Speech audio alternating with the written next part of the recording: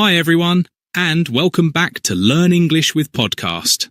Today we have an exciting topic to discuss. Are video games good for your brain? I'm James, and joining me is my co-host, Davis. Hi, everyone. I think you'll really enjoy this one because video games are a big part of our modern culture, and there's a lot of debate about whether they're good or bad for us. Some people say they're a waste of time, while others argue they can actually help improve your brain. Exactly. There are so many different kinds of games out there, from action-packed ones to puzzle games, and each type might have a different effect on our minds. So, in today's episode, we'll explore the benefits and potential drawbacks of video games. We'll also introduce some useful vocabulary that can help you understand this topic better. Let's dive in. And we've prepared a PDF for this episode, full of useful tips and vocabulary to help with your learning. You can find it on our Telegram channel.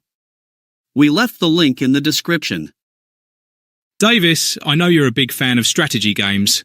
Let's start with the positive side. What are some of the ways that video games can be good for our brain? Well, one of the main benefits is that video games can improve cognitive skills. Cognitive skills are the mental abilities we use to process information, solve problems, and make decisions. For example, puzzle games like Tetris require players to think about how shapes fit together in a limited space, which can enhance spatial awareness, the ability to understand and remember the spatial relationships between objects. That's a good example. Games like Tetris can really sharpen your ability to think quickly and strategically. And speaking of strategy, let's talk about strategy games. Games like chess or StarCraft are all about making long-term plans and decisions.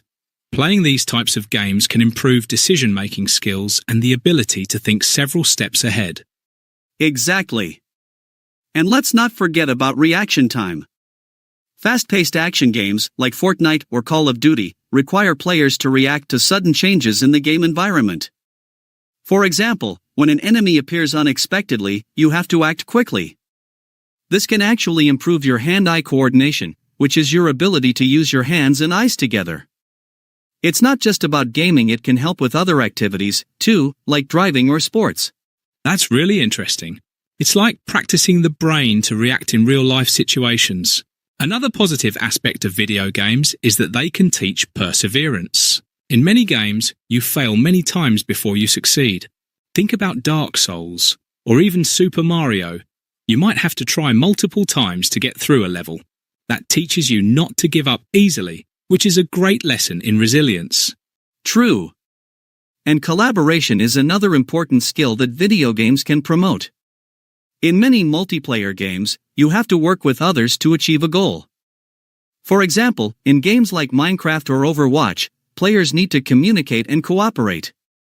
This improves your teamwork and communication skills, which are essential in both school and work environments. So, we've covered how games can improve cognitive skills, reaction time, perseverance, and teamwork.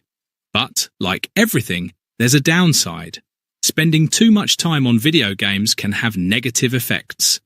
Let's talk about that. One of the biggest concerns is addiction. When someone is addicted to something, they can't stop doing it, even if it's causing harm. With video games, this could mean playing for hours without taking breaks, which can negatively affect your health, like eye strain or poor posture. Over time, it might even impact your social life or your work and school performance. Yeah, addiction can really harm your ability to manage your time effectively. If you're playing games for hours and hours, you might find yourself staying up late, missing important tasks, or not getting enough sleep. This affects your overall productivity. Exactly. And there's also the argument that violent video games can increase aggression. Some studies show that playing games with a lot of violence, like Grand Theft Auto or Mortal Kombat, might cause people to act more aggressively. However, other research suggests there's no clear link, so it's still a debated issue. It's definitely something to think about, but it's important to remember that not all games are violent. There are many non-violent games that focus on creativity or problem solving. So, James, after hearing all this, what's your conclusion? Do you think video games are good or bad for the brain? I think it all depends on moderation. Playing video games in a balanced way can be really beneficial. For example, games that challenge your brain and encourage creative thinking can help improve cognitive skills, but spending too much time gaming or playing games that promote unhealthy behavior can have negative effects. I agree. It's also important to pick games that align with your goals. If you want to improve your English, there are games that help with language skills. For example, Duolingo is a fun language learning app, and The Sims has a lot of English dialogue that players can read and understand. That's a great point. Educational games can be a wonderful tool for learning, and even casual games like Candy Crush or Farmville can be fun and stress-relieving without being too addictive.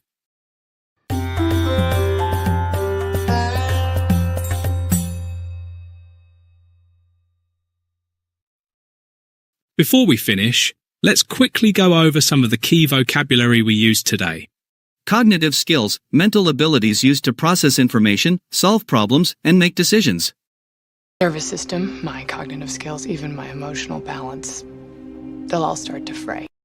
Hand-eye coordination, the ability to use your hands and eyes together effectively. You also need an incredible hand-eye coordination, which is a gift. Harder to see the ball increases hand-eye coordination. Reaction time, the amount of time it takes for you to respond to a stimulus. My reaction time is much slower these days. Perseverance, the ability to keep trying even when faced with challenges or difficulties. Perseverance, Steve. It's all about perseverance. Aggression, feelings of anger or hostility, which can sometimes be caused by violent video games. It's time and aggression. Technical wizardry. Tapping into that aggression requires peeling back several layers of yourself. Collaboration, working together with others to achieve a common goal. This is obviously the result of our collaboration. Addiction, a condition where a person cannot stop doing something, even if it harms them. Well, I don't know anything about addiction, Kelly. So would you like to help me? Moderation, the practice of doing something in a balanced and reasonable way. Anything in life worth doing is worth overdoing. Moderation's for cowards. These? I'm keeping for myself. Moderation, Lois.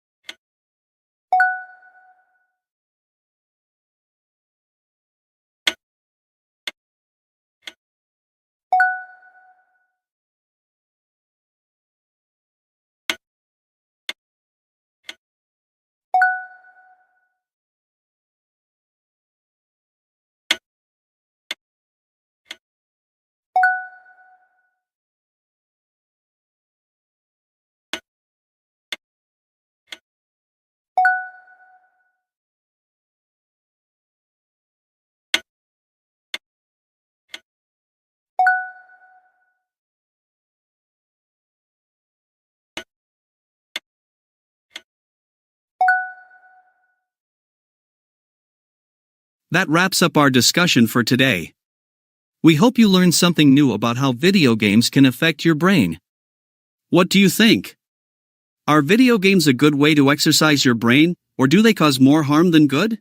We'd love to hear your thoughts, so feel free to send us a message or leave a comment.